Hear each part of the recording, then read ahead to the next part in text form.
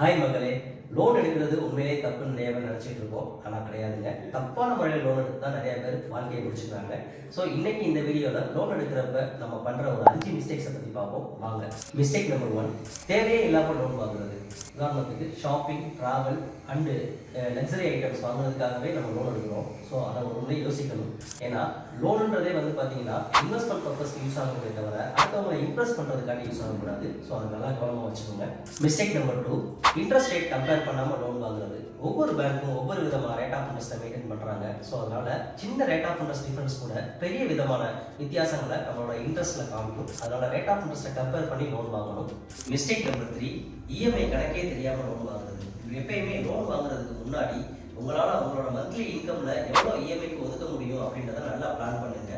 Otherwise அது ரொம்ப burden ஆகிடும் உங்களுக்கு. மிஸ்டேக் நம்பர் 4, ஹிடன் சார்ஜஸ் எதையுமே கேட்காம இருக்கிறது.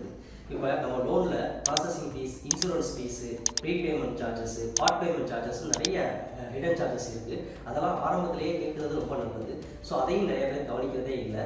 ஸோ ரெண்டாவது வந்து லோன் அக்ரிமெண்ட்டை தயவு செஞ்சு படிக்காமல் கையெழுத்து போடாதீங்க. 5வது மிஸ்டேக், சிபில் ஸ்கோரை இக்னோர் பண்ணுறது.